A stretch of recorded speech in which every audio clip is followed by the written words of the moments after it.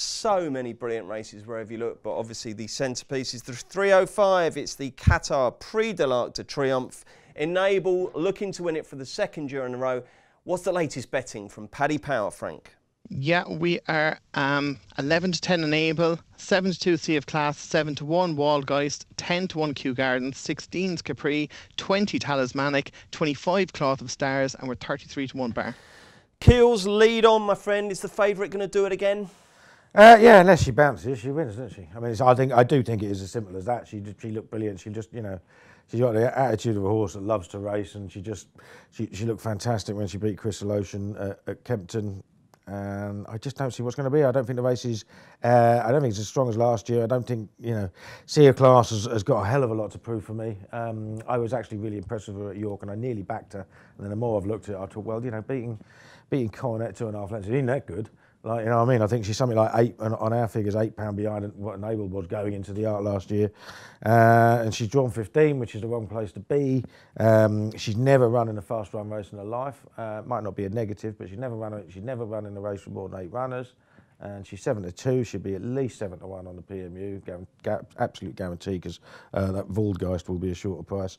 I'm going to look to bet without, and the two to bet without are Cloth of Stars and Capri. Both drawn lower than 10. Cloth of Stars was obviously second last year.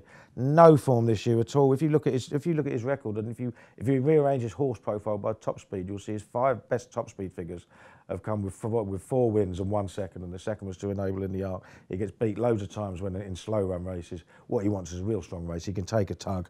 I think he will go well. I think he will. I think he will run well. Zoomzane, is he? Yeah, exactly. Yeah, he might be. Yeah. He what they say, he will outrun his odds. I think he might well get in the frame. And I think Capri. You got to remember, he's an Irish Derby winner who won probably the best ledger we've seen for a long while last year. Stradivarius, Rekindling. Can't remember what the other one was, but it was good. Crystal Ocean. That's red hot form. Now he was 5th on his return after his first run in April. But at a time when we all knew Aidan O'Brien's weren't going that well, and you see the amount of times you see one of his horses run badly in a prep race and then bounce right back. So I think those two, without the favourite, or each way. Okay. DJ, I suspect Capri is going to feature in your argument somewhere. Am I right? No, not at all. Oh, right. It's a completely... going on about him all summer. No. Probably, maybe I have, but I go on about so much I've probably forgotten. I fancy a horse here, and Frank is going to kill me because I'm completely going to steal his thunder here. But it's not the type of horse I would usually fancy, and I'd be pretty strong, very, very strong on Waldgeist each way. I have a theory on this race, and my theory is that Waldgeist is possibly the only horse where things have gone perfectly for this season. You could say Sea of Class maybe, but I don't think at any stage at the start of the season William Haggis was thinking about running Sea of Class in an Arc. I think Andre Fab, who's won the race 7 times, has said, right, my best horse at the minute is Waldgeist. Let's get this horse in proper condition for the Arc for one day, to peak on one day and one day only, and that's going to be in the Arc. And if you go through even the RPRs this season, it was beaten in a Group 2 at Longchamp at the start of the season, 107. Then it went to 114, 119, 118, 121. So it's building up all the time. I thought the performance the last day when beating Talismanic in the Prix was really, really good. Loved its head carriage, kept down and low, grabbing the ground. It absolutely bolted up. Like, Capri was in behind. I know it was his first start in a while. But if you go through the rest of the field, Kew Gardens was to peak in the ledger. Enable had filling in her knee. Obviously, she's the best filly in the race. She's the best horse in the race. But at the prices, there is doubts about the bounce factor. Sea of Class is a filly I like, but, with her running style, if she's going to be held up out the back, she's going to have to pass horses, a hell of a lot of horses that are a lot better than she's been running against all season.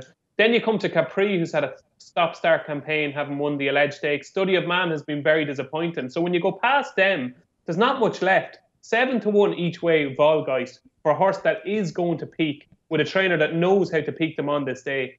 I think 7 to 1 is a huge price each way. Okay, well, if he has stolen your thunder, he's done it pretty comprehensively, Frank.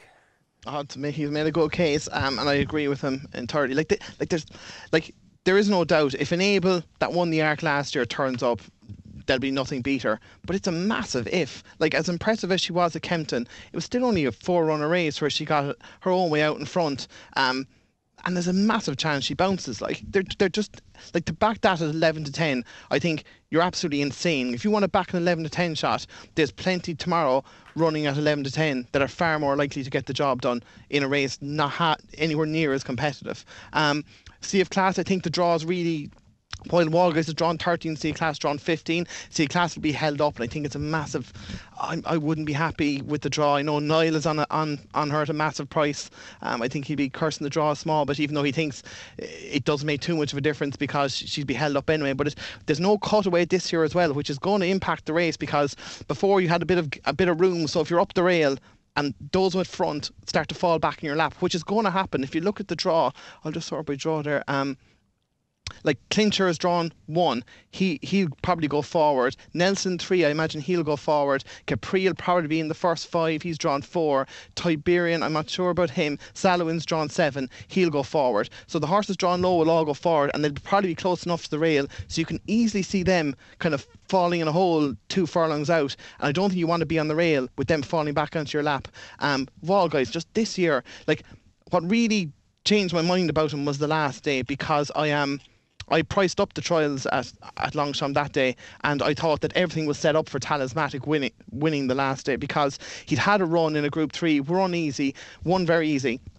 The ground was on the good side, which he wants. Like, this is a Breeders' Cup turf winner. He was second in the Hong Kong Vase to Highland Reel. He's a top-class horse, and Waldgeist came on the bridle and blew past him without even a touch of the whip. I couldn't believe it. I didn't think he was capable of running like that. And I'll be honest, John, Monday I had probably the biggest bet I've had in a year each way on that.